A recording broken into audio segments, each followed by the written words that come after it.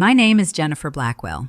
I'm 27 years old, and just 5 minutes ago, I was sure that Douglas Blackwell, my biological father, but now standing in the spacious, dimly lit office of my grandmother's Georgian mansion, located in one of the most prestigious suburbs of Philadelphia, I realized with painful realization that my confidence, like so much else in this family, was just an illusion, artfully supported by years of lies, half-truths, and carefully hidden secrets that seemed to be starting to surface right now after the death of Grandmother Eleanor, a woman who was, for me, the last island of unconditional love and acceptance in a world full of cold calculation, family intrigues, and endless struggle for power.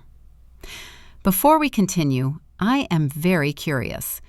Which country are you from, dear listeners? Write in the comments where you are listening to us from. Enjoy listening. I had come here to sort out inheritance issues, knowing that my grandmother had specifically mentioned me in her will, as if confirming that I had every right to be here. But now I was standing in front of a man who had never hidden his contempt for me, and who now seemed to enjoy the moment, stretching his words, like a predator playing with its prey. You can attend the reading of the will next week if you want. Douglas's voice was cold, almost lazy, but there was undisguised mockery in his tone. But don't expect anything. I looked at him, trying to catch at least a shadow of emotion on his perfectly controlled face. But all I saw was indifference, and something else, deeper. Perhaps the satisfaction of knowing that he could still hurt me, still be able to make me feel insignificant. I've already talked to Harrison about challenging any provisions that include you, he continued. And at the mention of Harrison Mills, our longtime family lawyer and a friend of my father's, my stomach turned cold. Because if these two were acting together, it means they really intend to fight for every point without leaving. I don't have a chance. I'll be there, I said, barely suppressing the tremor in my voice. But Douglas just grinned, as if my words meant nothing. Feelings, he said mockingly. Eleanor always had a blind spot for you. But fortunately, the law cares about facts, not feelings. I didn't answer. I just stood there, clenching my fists, watching him turn around and walk away, leaving me in this huge, suddenly alien room where, until recently, my grandmother's voice sounded, where she wrote letters, looked through documents, and thought about how best to distribute her inheritance. I slowly walked over to the massive walnut desk, ran my fingers over its smooth surface, imagining how Grandma sat there, bent over sheets of paper, thinking over every word. Her handwriting was always clear, confident, just like herself. Unlike me. At that moment, my phone vibrated, pulling me out of my train of thought. A message from my mother. We need to talk about your father, tonight, alone. I stared at the screen, feeling a growing sense of unease inside me. My heart sank with a vague premonition that the truth that was about to be revealed to me would turn out to be something more than just a legal dispute over inheritance. If Douglas Blackwell wasn't my father, then who was he? How could such a secret have remained hidden for the entire 27 years of my life? And why is it now, just a few days after Grandma's death, that the truth has begun to surface, like a carefully locked box with long-forgotten secrets that someone has finally decided to open? I tried to make sense of it, but my thoughts were confused, mixing with memories of my childhood, of the years I spent in this house, of endless attempts to earn the approval of a man who now admitted that I was not his daughter at all. The Blackwells have always been known for their ability to keep secrets, and I guess I was just starting to find out how deep they can hide them. I sat across from my mother, trying to comprehend what she had said, but the words, which seemed so clear and weighty, seemed to lose their shape in the space between us, turning into something intangible, beyond immediate comprehension. A strange, agonizing feeling grew in my chest, as if my whole life had been a carefully constructed structure, and now someone was methodically knocking bricks out of its base, causing the structure to dangerously wobble, threatening to collapse at any moment. I looked at my mother, who now seemed to me not only tired, but also infinitely distant, a woman who had lived with this secret for many years, hiding it even from me, her own daughter. "Are you saying," I said slowly, almost syllabically, as if testing the strength of my own voice, "that I'm James's daughter?" Mom nervously clasped her fingers, her eyes clouded with tears, but she nodded, confirming what I already understood. "Why didn't you ever tell me about this?" There was no anger in my voice, just a dull, lingering shock that covered me like a heavy blanket. She ran her hands over her face, pursing her lips before answering. "Because when I realized that I was pregnant, James was already far away. He was just starting his career, he had a whole life ahead of him, and I didn't want to be the one to stop him from achieving what he deserved. And Douglas, he proposed to me. He said that he had always loved me and that he wanted to start a family with me, no matter what. He knew the child wasn't his, but he decided to accept you as his daughter." I sucked in a sharp breath, feeling a strange, painful feeling flare up inside me. Not anger, not disappointment, but rather a deep, corroding emptiness.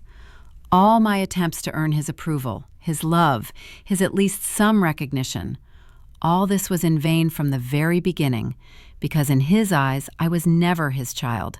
I was never the real Blackwell, but only a reminder that my mother once had a choice, and she didn't choose him. "He hated me all these years because I'm not his," I said softly, more to myself than to her, and suddenly all the little details that once seemed to me just my father's harsh nature came together in a single, painfully clear picture. "No, Jennifer," his mother said, shaking her head. "He didn't hate you." I looked at her, and she immediately looked away. Her fingers began to play with the ring again, and it became clear to me that she was lying. Or at least, she was trying to soften the reality, which was probably too bitter for her. "He hated me," I repeated more firmly, "because I was always a mistake for him. Because he knew that even if you stayed with him, your heart still belonged to someone else." She didn't answer, but her silence was more eloquent than any words. I looked away, trying to put my thoughts together, which were scattering like dry leaves in a gust of wind. Memories were spinning in my head, fragments of the past that now had a new meaning. Douglas never told me that he was proud of me, never supported my decisions, always treated me with a barely noticeable coldness that I couldn't explain. I thought the reason was his severity, that he was simply not the kind of father who showed affection and understanding. But now I knew the truth. He looked at me and saw not a daughter, but a reminder of betrayal, of my mother's unfulfilled love, of a brother who once eclipsed. "He's in everything." "And James?" I suddenly asked, and my voice cracked because this was probably the most important question of all. Mom shuddered, as if from a sudden gust of wind, and exhaled heavily. I froze, peering into her face, hoping that I had misheard, that she would now add some explanation that would make this situation at least a little less absurd. But nothing came. "You didn't tell him?" I asked, feeling something new boiling up inside me, anger, pure and burning. "I couldn't," she whispered, turning away. "I thought it would be better this way, for all of us." I abruptly pushed back my chair, its legs creaked on the floor, and people at neighboring tables cast curious glances at me, but I didn't care. "Better?" I almost laughed at the absurdity of her words. "You've taken away my right to know who I am." Deprived him of the right to know that he has a daughter. Mom squeezed her eyes shut as if in pain, but I couldn't think about her feelings right now. My heart was pounding, and the air in my chest felt heavy, like before a thunderstorm. "Where is he now?" I asked sharply. She slowly opened her eyes, and for a moment there was something like fear in her gaze. "I do not know," she said. "After my father's death, we hardly talked. The last time I heard from him, he was still in Seattle." Seattle. The city that seemed so far away, but at the same time was now closer than ever. The city where the man who lived all my life remained for me only a ghost of family stories. A man who didn't even know he had a daughter. I took a deep breath, trying to deal with the avalanche of emotions. But one thing was clear to me. I had to find him. He didn't blink, didn't make a sound, but something in his face changed. Some subtle shadow flashed in his eyes, and I realized that the question had touched him deeper than I could have imagined. There was a tense silence in the room, in which I could clearly hear the muffled ticking of the wall clock, and my own rapid breathing. James carefully set the cup down on the table, his long fingers curling around the porcelain for a moment, as if he was trying to hold on to something tangible in the flood of memories that I had unwittingly awakened. "We were young," he finally spoke, his voice flat, but I noticed a slight hoarseness in it, as if he hadn't said those words out loud for a long time. "I loved your mother, and I think she loved me too. We made plans, dreamed, but life rarely goes according to plan, right?" He looked up at me, and I saw in his eyes something more than just nostalgia. There was hidden pain, regret for something lost that could not be returned. "But she married Douglas," I said, watching his reaction. James nodded, looked away, as if remembering the day he learned the news. "When I got back from Seattle, she was already his wife," he said slowly. I didn't ask why. I didn't want to hear the answer.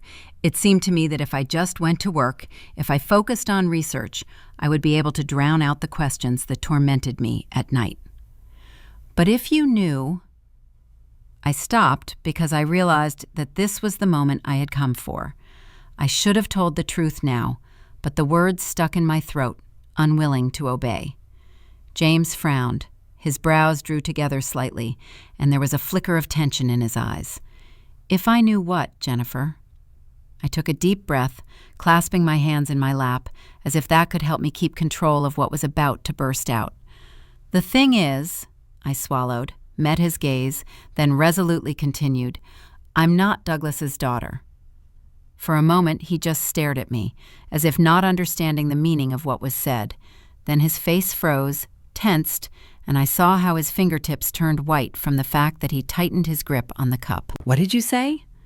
"What is it?" he asked, and his voice, usually calm and measured, became sharper. "Douglas is not my biological father," I repeated more firmly. "My mother confessed to me. She said that you are my real father." The silence that followed this confession was heavy, like a thunderclap before a storm. James didn't move, didn't speak, just looked at me, and there was something so complicated in his gaze that I couldn't immediately tell if it was shock, disbelief, or hope.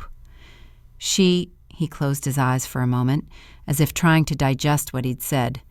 "She never told me." I nodded, feeling a storm of emotions growing inside me. "I know. She said she didn't want to ruin your life. You were engaged, then you got married, and Douglas asked her to marry him, and she agreed because she thought it would be better for everyone." James got up slowly, walked around the room, then stopped at the window, clasping his hands behind his back. He looked like a man who had just been shown an alternate version of his own life, one that he had never known about, but which could have become his reality if he had only been aware of some details. "It explains so much," he said finally, his voice quieter, as if he was talking not so much to me as to himself. I waited, holding my breath, trying to understand what he was feeling, but he remained as impenetrable as ever. "And now Douglas wants to convince everyone that I have nothing to do with the family at all," I said, hoping that this would encourage him to react more actively. James turned to me, his gaze hardening. "Of course he wants to. He's always been like this. I always thought that I could control the fate of other people." I nodded. "But he can't change the truth." "No," James agreed, his lips pressed into a thin line. "The truth does not disappear from this." He paused as if weighing something, then came over to me and sat down across from me. "Are you sure you want to go all the way?" I understood what he was asking. It wasn't just about Eleanor's will, or the inheritance, or the Blackwell name.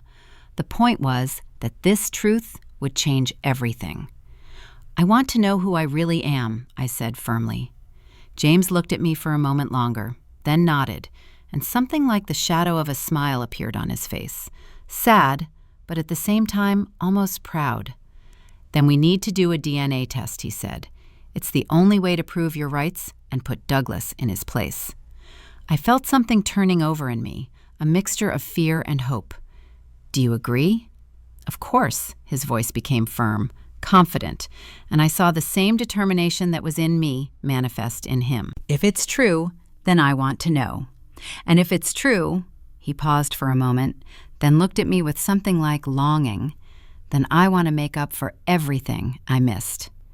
I barely held back the lump in my throat, nodded, and for a moment, it seemed to me that the air in the room had become lighter.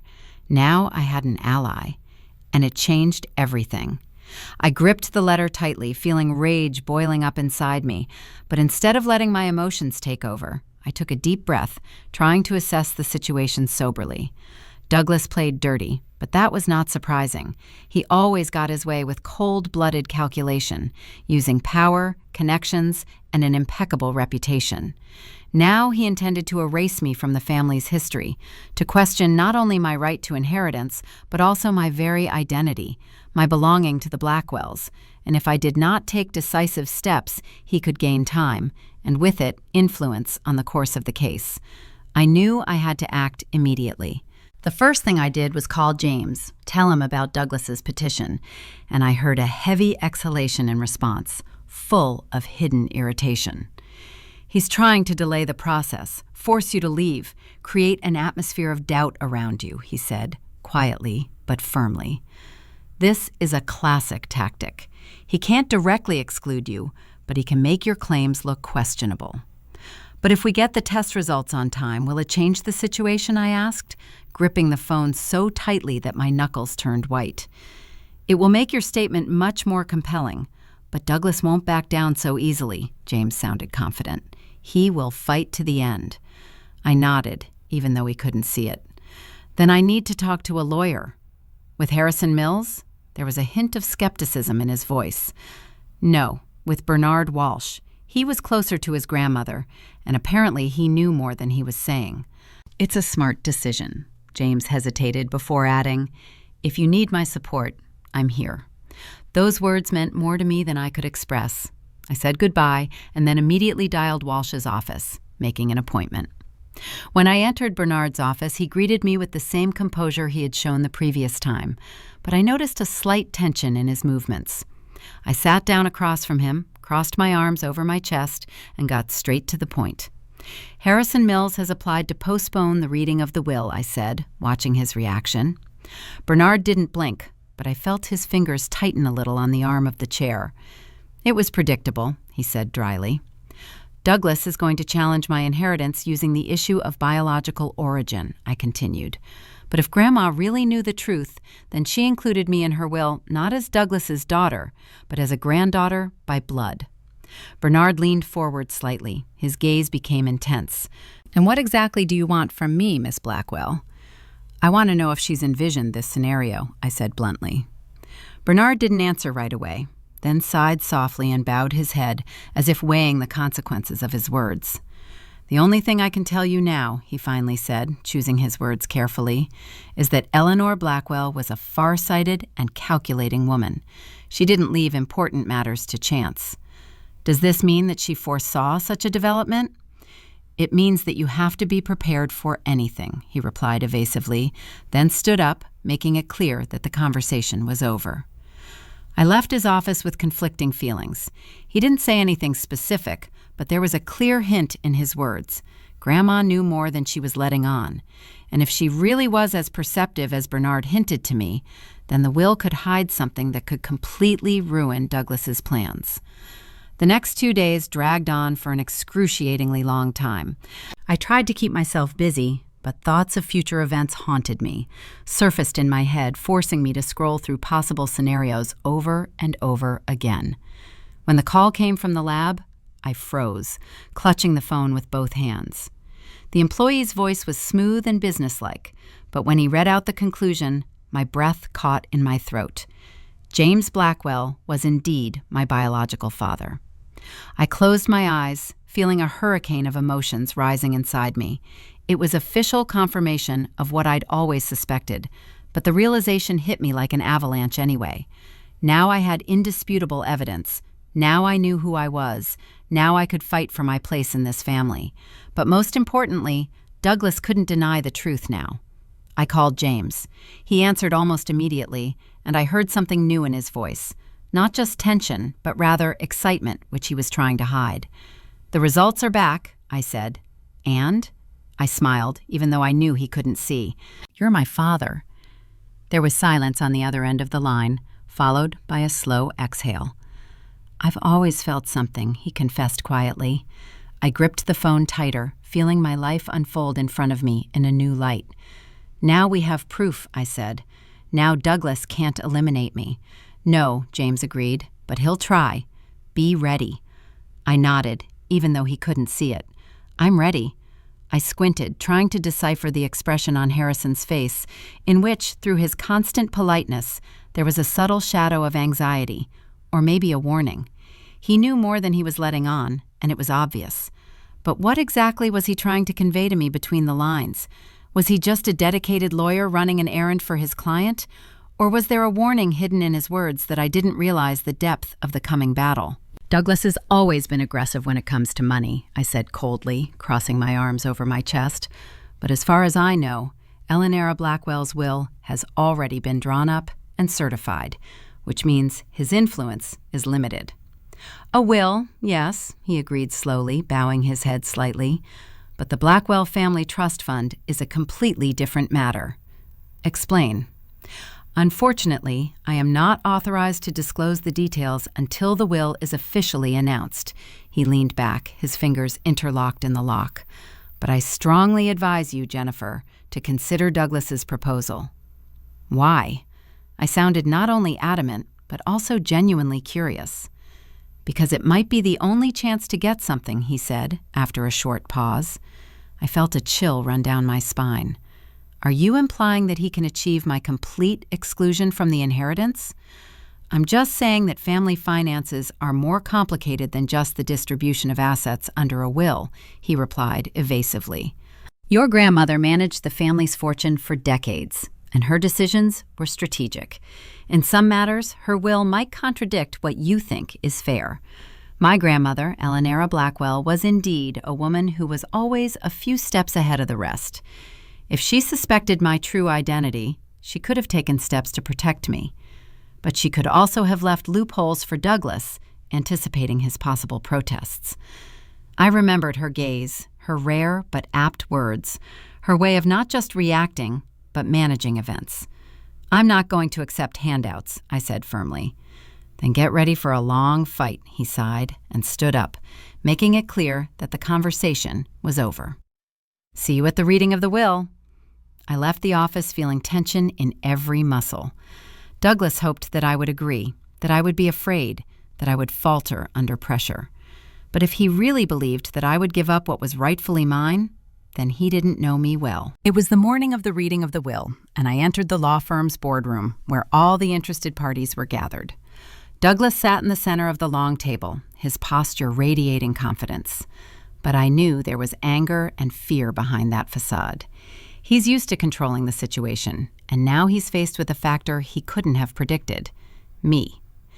Next to him sat his wife, cold and serene, like a marble statue, and a little further away were several cousins and sisters, each of whom was waiting for his share. James is at the other end of the table. He met my gaze, nodded slightly. The lawyer cleared his throat. We are gathered here for the official reading of Eleanora Blackwell's last will and testament. As you all know, the deceased was very clear about her intentions regarding the division of her property. The will was drawn up in full accordance with the law and confirmed in the presence of witnesses. I felt Douglas's jaw tighten. He was waiting for a trick. According to the will, the Blackwell Manor estate is being transferred to Jennifer Blackwell. The lawyer's voice was steady, but there was a tense silence in the room. I felt something like triumph flare up inside me, but I forced myself to keep a straight face. However, the lawyer continued, the financial assets owned by the Blackwell Trust remain under the management of the current trustee, who has the right to dispose of the funds at his own discretion. And who is this trustee? Douglas's voice rang out, although judging by his confidence, he already knew the answer. The lawyer looked up from the document. Douglas Blackwell remains the trustee. The silence in the room became palpable. Douglas slowly turned to me, his gaze filled with triumph. It looks like you didn't really win, dear. His voice was silky, but there was a malicious sparkle in his eyes. I forced myself not to be provoked. I have a house, I replied evenly, and that's more than you expected to leave me. But everything was boiling inside me. Douglas still controlled the fund, which meant he had access to all financial assets related to his grandmother's fortune. This meant that he could manage the money as he saw fit. You should know, the lawyer intervened, that the will states that in the event of any legal proceedings related to the inheritance, the Blackwell Trust will be frozen until the conflict is resolved. I saw Douglas's eye twitch. So, I squinted, if I challenge the will, you won't be able to access the foundation. The lawyer nodded. I felt a fire burning in my chest. I had a chance. Douglas was counting on a quick victory, but if Grandma left loopholes, then I could use them. I looked at James. I think we have something to discuss. He nodded, and approval flashed in his eyes. Douglas clenched his fists. You're making a mistake, Jennifer. I smiled. Let's see. At that moment, a tense silence hung in the room, so thick that it seemed you could touch it with your hands. I felt my heart start to beat faster, but I kept a straight face as I watched Douglas, who had been leaning back in his chair self-confidently at first, gradually begin to realize the meaning of Harrison's words.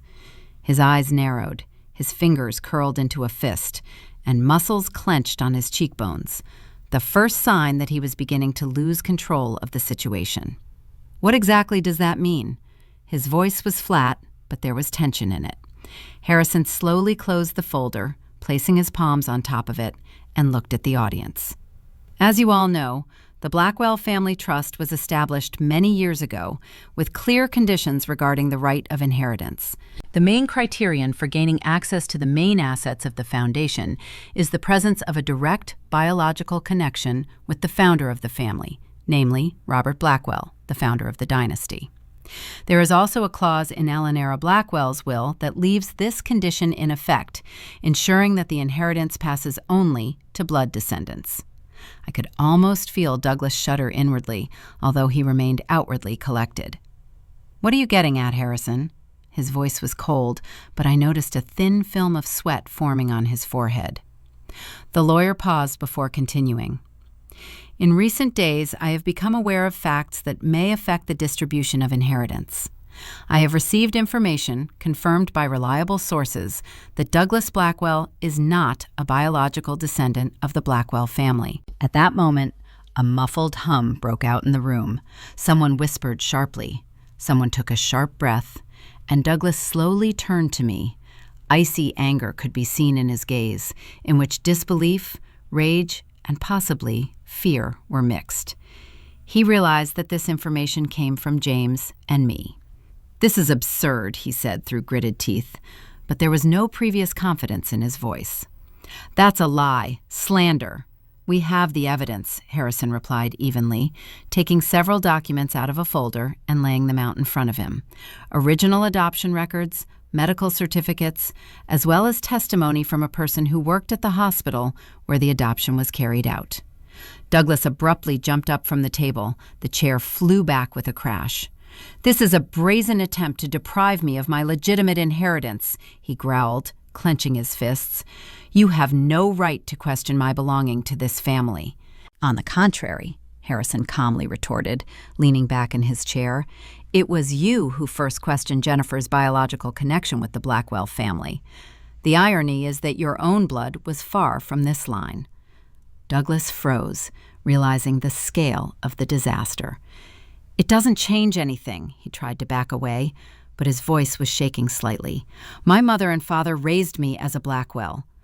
Of course, Harrison nodded, but according to the terms of the trust, that doesn't give you the right to control the family's assets. I watched him, keeping a straight face, even though a hurricane of emotions was raging inside me. That's impossible. Douglas sat back down heavily in his chair, as if the ground were giving way under his feet. It's a trap.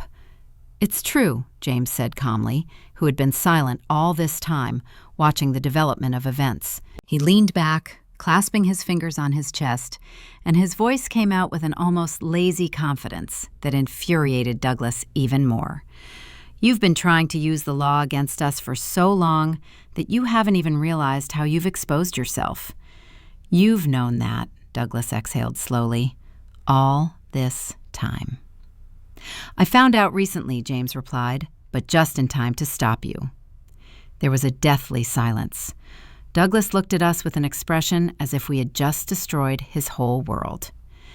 And now what? His voice was low, but there was a dangerous note in it. Harrison looked at me, making it clear that I had the last word. I exhaled slowly, realizing that this moment was the culmination of all the struggle that had begun when I first learned the truth about my origins.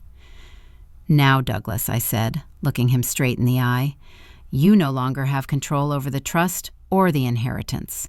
According to the terms of the document, if you do not meet the criteria, your credentials will be revoked. I saw his hands clench on the arms of his chair, but he didn't say anything. He knew he had lost. The will remains in effect, Harrison added, but its execution will now be reviewed in the light of new circumstances. Douglas was silent, his face ashen, as if all his strength had left him. Congratulations, Jennifer, he finally said, his voice full of venom. You won. I smiled. I just took what was rightfully mine. The room was filled with heavy silence, which sounded like a quiet but undeniable victory. The room was frozen in tense silence, interrupted only by the barely audible crackling of the fireplace and the muffled breaths of those present, as if the air had suddenly become thicker, filling the space with a heavy, oppressive realization that slowly but inevitably fell on Douglas's shoulders. I saw his face contorted into a mask of anger and despair as his fingers convulsively clenched into fists, turning white on his knuckles, and his gaze darted around the room, looking for at least some support, at least some straw to grab onto. But even those who a minute ago were sitting on his steeled-the-sides expressing confidence now pulled back, realizing that their leader had fallen, that their conviction had been built on sand that crumbled under the onslaught of the ruthless truth. This is impossible, Douglas whispered, his voice breaking, almost turning into a strangled wheeze. But he immediately pulled himself together, regaining his composure, although I saw a drop of sweat slide down his temple. This is a lie, a fabrication. No one can just pull out records that have been kept secret for decades. No one, except those who knew where to look, James replied in an even, almost lazy tone, giving him a look full of hidden, restrained victory. The very victory that does not require loud words and triumphant gestures, but is felt in the very essence of what is happening, forcing the one who lost to realize the whole scale of his defeat. We didn't just find the records, Douglas. We have found medical documents and staff certificates that confirm your adoption. You were the child that our parents adopted into the family after years of trying to have a child naturally. And they loved you, took care of you, but the fact remains that you are not a blood descendant of the Blackwells. This is... He broke off, biting his lip, as if hesitating to find the right words, as if everything inside him was bubbling with rage, but at the same time it was bursting at the seams, collapsing from the collision with indisputable facts against which he could not put forward counter-arguments. Douglas. Harrison's voice sounded calm, but there was a note of tense expectation in it, as if he, like everyone else, was watching the collapse of the established order of things, as secrets that might have been better taken to the grave were revealed. But now that they had surfaced, I couldn't close my eyes to them. If the information presented here is reliable, then this changes the situation. According to the terms of the trust, only a direct descendant of Harold Blackwell can inherit the assets. If you are not his blood heir, then you have no legal right to manage the fund. No, Douglas gasped, but his voice was trembling, becoming almost a whisper, and it seemed to me that at that moment he finally realized the inevitability of what was happening. Yes, I said softly but confidently, meeting his gaze and feeling a wave of relief wash over me, as years of struggle, tension, and fear finally find their logical conclusion, leading to justice, to the truth that he himself tried to use against me, but in the end, he turned out to be a victim of his own intrigues. At that moment, my mother, who was sitting next to me, squeezed my hand again. Her fingers trembled, but not from fear, from emotions, from worries, from the realization that her secret, which she had kept for so many years, turned out not to be destruction, but salvation. that her mistake in the past, her choice, which perhaps she regretted it, now she has become the weapon that put an end to this story. "It's a trap," Douglas muttered, standing up abruptly, his eyes darting around the room, and I saw in them not only rage, but also despair, the same emptiness that occurs when everything you believed in collapses. "You all conspired against me, manipulated the facts, bribed the witnesses." "That's enough," Harrison said wearily, closing the folder and looking at me. "From a legal point of view, the situation is clear. Jennifer is a blood descendant of the Blackwells, which means she has the right to inherit. Douglas is not the biological heir, which means he loses the right to manage the fund." With these words, he tapped his fingers on the leather cover of the documents, as if summing up, as if putting the last point in this protracted dispute. You're going to pay for this," Douglas breathed, his eyes flashing with dangerous fire. But I no longer felt afraid of him. I no longer felt insecure, because now I knew that he had lost, and no matter how many threats came out of his mouth, it wouldn't change anything. "Maybe," I replied calmly, meeting his gaze with cold calm. "But first, you have to accept that you no longer control either the trust or our family." He froze, as if he wanted to say something, but then, clenching his teeth, he turned around and without saying goodbye, left the room, slamming the door behind him. There was a tense silence in the air, which Harrison broke a few seconds later, standing up and gathering the papers into a neat pile. "This meeting is over." His voice sounded calm but firm, as if he had drawn a line separating the past and the present, and I finally felt the weight that had been pressing down on my shoulders lift, as the fear went away, replaced by the realization that everything would be different now. I looked at James, and he nodded slightly, his eyes sparkling with a slight smile, the one that said more than any words. "We won." "Don't try, Douglas," Bernard said calmly but firmly, covering the pages of the will with thin but confident fingers, as if by this gesture he was finally sealing their meaning, making them an indisputable law against which any objections, any rage, any attempts to challenge the obvious are powerless. "These papers are legally protected, as is your mother's last wish, and whatever plan you have is crumbling right now, here in this room, under the weight of evidence that you can no longer refute." I watched Douglas's face as it changed, moving from frenzy to stunned disbelief, then to something that looked like fear. The fear of a man who suddenly realized that he no longer had power, that the world he had built around himself over the years was cracking and crumbling into the dust, leaving him neither a foothold nor a way out. You can't do this." His voice no longer sounded authoritative.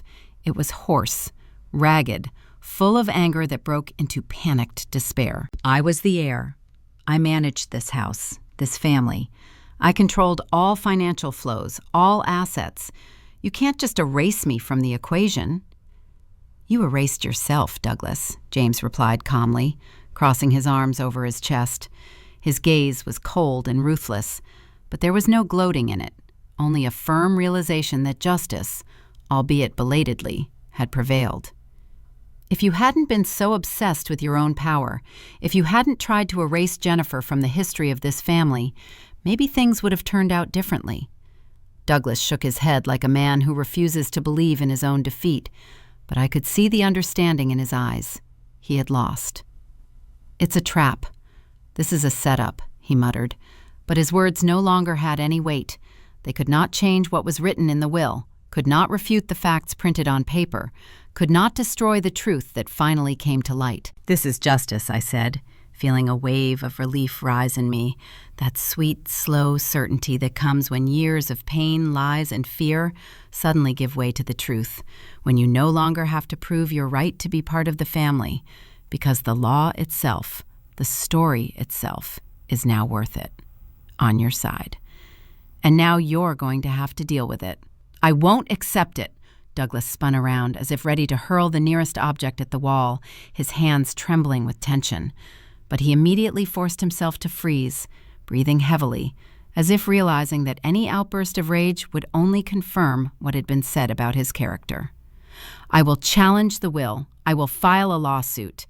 You have every right to do that, Bernard nodded calmly, closing the will and carefully folding the papers into a folder, as if preparing to end this conversation. But trust me, Douglas, I know all the loopholes. I know exactly how your mother phrased her last word, and I can say with complete confidence, you're going to lose. I saw a flicker of fear in Douglas's eyes, real, cold, piercing, because for the first time in his life, he was faced with something that he could not influence, that he could not turn to his advantage. It's going to hurt all of you, he whispered, clenching his teeth. But I no longer heard the confidence in his voice that I had before, only the empty threats of a man who realized that the world in which he was king no longer belonged to him. He took a step back, retreating like an animal cornered, then turned around and, without another word, walked out of the library at a brisk pace, slamming the door loudly. There was silence in the room, heavy and intense, as if the air had become thicker, as if the walls had absorbed all the tension that had filled this place for the last hours. "Well," James said softly, uncrossing his arms, his gaze softening as he looked at me, "I think this can be considered the official conclusion of the drama."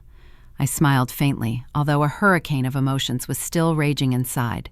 Relief, fatigue, dazed.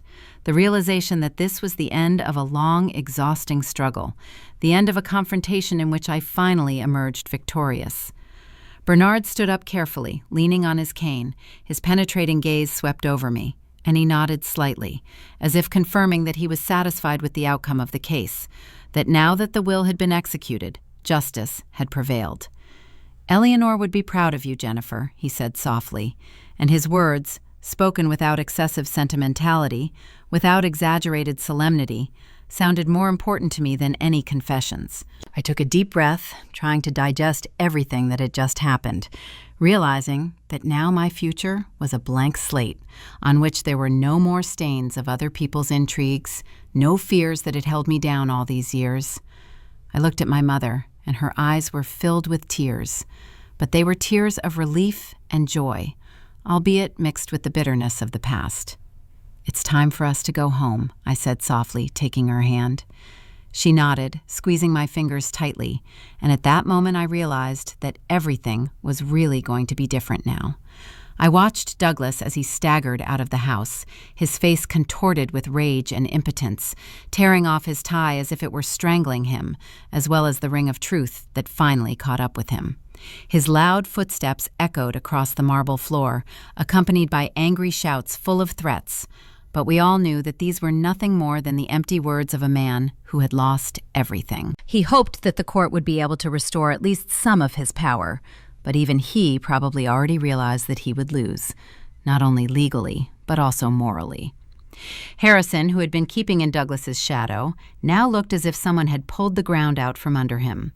His face, usually composed and impenetrable, was now pale, and his fingers were convulsively clutching the cufflinks on his shirt cuffs, the only gesture that betrayed his inner excitement. He opened his mouth as if to say something, perhaps to justify himself, perhaps to try to preserve the remnants of his reputation. But when he met Bernard's gaze, he slowly closed it, realizing that words would not change anything else. "Do you understand that this is the end for you?" Bernard asked softly, but with a metallic note in his voice, studying Harrison intently over the top of his glasses. "Your role in hiding the facts about the adoption, as well as your refusal to submit documents earlier, is now obvious. Douglas may still be able to hide behind the veil of litigation, but you have nowhere to run." Harrison swallowed, his gaze darting between those present, but he didn't find a single ally among us. After one last nervous glance at Bernard, he nodded silently and, turning around, followed Douglas, disappearing into the darkness of the fading day. I took a deep breath, as if I had just allowed myself to realize that this was the end. The long years spent fighting for recognition, for the right to be a part of the family, for one's own place in this house, are now a thing of the past. Thomas and William, who had been silent until then, came up to me, and I saw something new in their eyes. not just embarrassment or confusion, but a sincere desire to understand and mend a relationship that had remained strained and fragile for too long. "I had no idea about all this," Thomas said dully, his voice devoid of its usual lightness, now filled with the pain of realizing that everything he believed in was a lie. "The way he's been treating you all these years, it seems so obvious now." I looked at him and my feelings were fighting. The years of resentment, injustice, and detachment, they couldn't disappear in an instant. But looking into his honest, regretful eyes, I suddenly realized he really didn't know. Douglas masterfully manipulated us, dividing us, instilling doubts, controlling us. And now that his influence has disappeared, Thomas has begun to see the truth. "Anyway," William added softly, his voice firm, "there was no doubt about it. You've always been our sister. That hasn't changed." I couldn't answer right away. My throat tightened and I just nodded, giving myself a second to deal with the surging emotions. Perhaps our childhood passed differently than it could have. Perhaps we will never regain those years that were lost. But in front of me stood not just the people I grew up with, but my brothers. The mother came up a little later. Her gaze was filled with mixed feelings: relief, fear, remorse. I could see her struggling to find her words, as if she didn't know where to start. But in the end, she just said, "I should have told you the truth years ago." Her voice was quiet, but there was more pain in it than in any tears. "You were protecting me," I replied, and it wasn't until I said it out loud that I realized how true it was. She nodded, her fingers squeezed my hand tightly, and at that moment I realized that her fear, her silence, was also part of her love. Later that evening, I was sitting in my grandmother's office, surrounded by her books, letters, and family heirlooms, which now felt in a new way, not as someone else's artifacts, but as part of my own story. Across from me, at a massive desk, sat James, his face illuminated by the soft light of a desk lamp, and in his gaze I saw the same thing that I felt myself: the realization of loss, but also the hope that something new awaits us. "What are you going to do now?" "What is it?" he asked, and I heard in his voice not just curiosity, but genuine interest, concern, and a desire to understand. I looked at him, at his facial features, so similar to mine, and suddenly realized that all these years I had been looking not only for recognition, but also for a family, a real family, free from lies, from manipulation, from innuendos. "Let's build something new," I said, and my words sounded firm and confident. "We can't bring back the past, but we can create the future." James smiled, and his smile was so familiar that it took my breath away. How had I not noticed before how much we looked alike? "I'd really like that," he replied, and I knew he meant it. We talked late into the night, sharing stories, filling in the gaps in the past, finding the threads that bind us tighter than blood. I felt my grandmother's presence, her wisdom, her strength, her confidence that the truth always wins. She arranged everything perfectly, leaving me out of this battle because she knew that Douglas would fall, not because of my actions, but because of her own character, which destroyed him. He spent his whole life telling me that I was a stranger, that I had no right to be called Blackwell.